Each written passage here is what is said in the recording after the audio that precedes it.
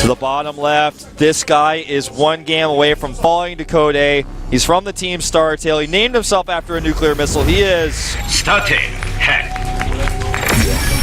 Great mech play on Akalon, but it was not enough for his French opponent.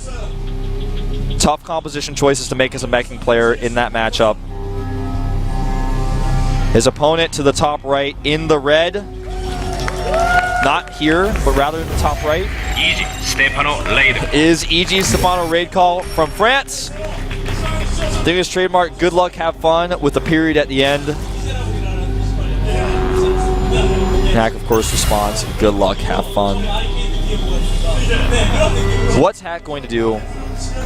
You know, in a situation like this, we could see a 2-Rax, but Hack's not doing it. You can see he's patrolling his SCV here. He's going to make a regular barracks opening.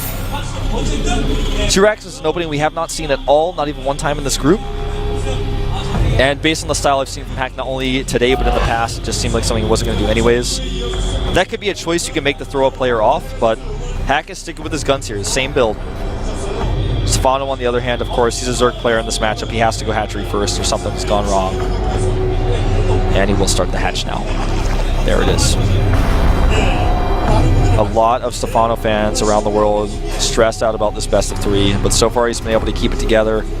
Really great decision making. Like I said last game, just always a step ahead of Hack in every way. This is tense though.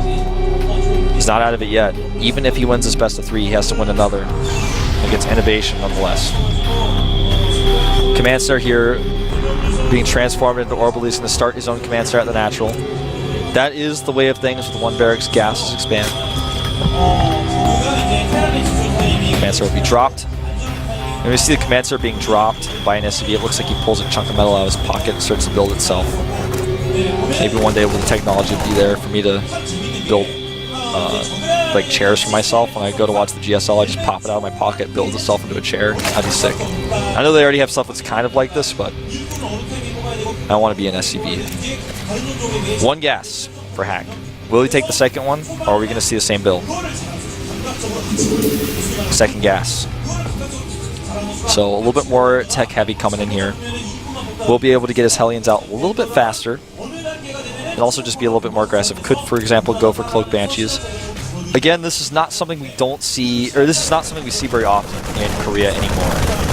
But it could be something that surprises Stephano. One thing we've also not seen from Stephano is his normal trademark Hydralisk play in this matchup. Showed it a lot in foreign events, especially at Iron Squid. And then suddenly stopped using it altogether on stream. Not been using it all in this particular group. Just wants to play a more standard style. I have to say it was really cool, really impressive to see him use Hydralisk like that. Factory time for Hack. Drops it down perfectly, starts his orbital at natural. Right now, he's not making a single Marine. There goes the reactor, I was going to say. He needs to do one of the two. Of course, it's going to be the reactor so we can get Hellions out to pressure. Very likely we'll see a second factory, and we'll see Blue Flame. Stephano's doing the exact same build. Double gas at the natural. We'll go into Evolution Chambers, start to get his upgrades out as soon as possible. Hack could just get Evolution Chambers, or, well, he could get Engineering Bays of his own. Would not be surprised for him to do that as well right after the CC. Reactor's finishing up. We're going to find out what his choice is in just a moment. Banking up this gas gives you a few options as a Terran player. There's the switch. There's the starport. And if he starts a tech lab there, it looks more and more like Cloak Banshees. Inconclusive so far. Stephano just was a step ahead last game. His creep spread was stellar.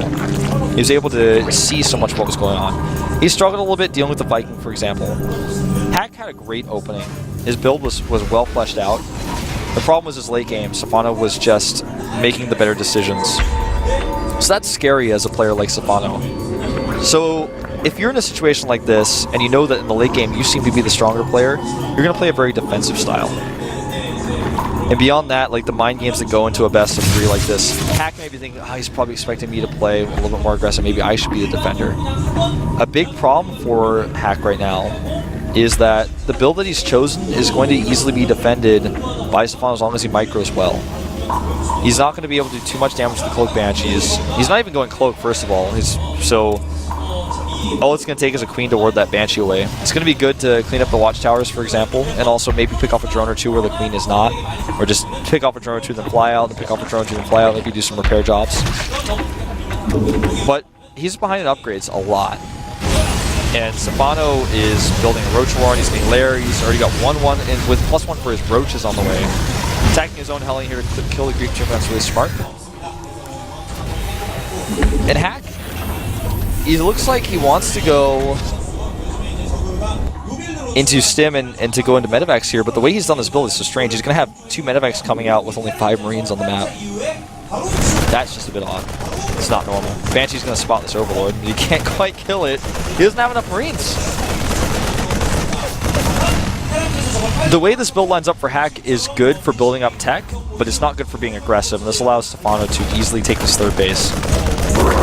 Medivacs are scary when there's Marines under them, but when there's not, they're not so scary. And with this many Roaches out for Stephano, look at the supply difference. He's 30 supply ahead. He's hit his injects well. He's got this lined up where he could even go for a 1-1 attack with his Roaches and try to kill some SCVs at the natural itself, or even kill depots. He's hidden his Roaches fairly well. If he shows only a few Roaches to defend this hatchery, he's just going to go for the counterattack. He's going to let the hatchery go.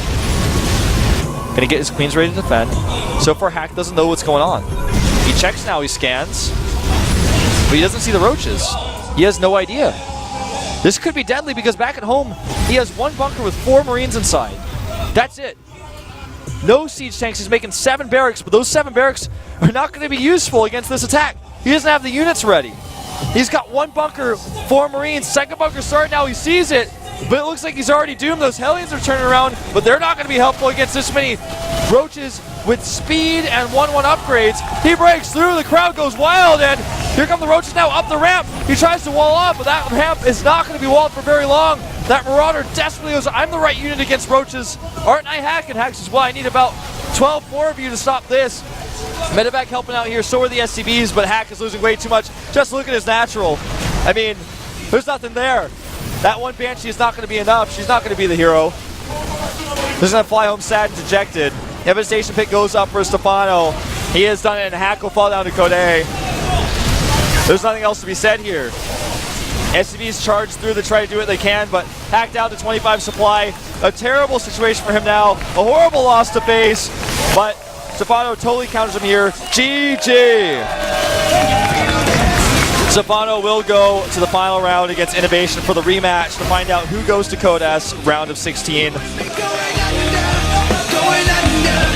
Hack, on the other hand, showed some very unique builds that I would have liked to see fleshed out a little bit more. The build he chose with getting Stim and Medivacs at this timing while adding 7 barracks very obviously led up to a big attack. That was going to be a big Marine Marauder attack with Stim. It was likely combat shields of maybe 6 to 8 Medivacs. But in reality, when he was powering up those units, he didn't have anything to defend. And when you have 4 Marines and like 8 Hellions against that many Roaches with 1-1 upgrades with speed, and you're not even in position to defend, you don't even have additional bunkers up, you don't have siege tanks, you got nothing. You lose. This is actually almost like the reverse situation of what happened earlier with Stephano versus Innovation, where Stephano lost to the Blue Flame Hellions and he just didn't know about it until it was too late. This is what is referred to in StarCraft 2 as a build order loss, where you choose a build that's very specific, good against most strategies, but if your opponent chooses a strategy that basically directly counters it, you lose no matter what. There's nothing you can do. There's no way you can escape. And that's what happened to Hack here in game number 2. So Stephano will advance to the final round. Before we get there, we're going to take a 5-minute break. This is what it all comes down to. Bogus, a player that everyone is talking about right now, one of our Terran heroes in a time where Terran is doing not so well internationally. This is the Wings of Liberty, the final Wings of Liberty tournament for the GSL. It's the Terran expansion. He's there. He's playing against fan favorite Stephano. Get on Twitter. Tweet at myself. Tweet at ProxyWolf. Hashtag GSL. Tweet at GOMTV. Get everybody talking about this because this is what it all comes down to. Unfortunately for you guys, you can't have it just yet. You're going to have to wait 5 minutes. Try to get yourselves calmed down. Just maybe use Twitter. Maybe go get a soda. Or talk to your cat or something because your friends are sleeping, because you're up really late, because you love watching GSL. The only person you can talk to is your cat. Have a conversation. I don't know what you're going to do, but you got to wait 5 minutes. See you guys then.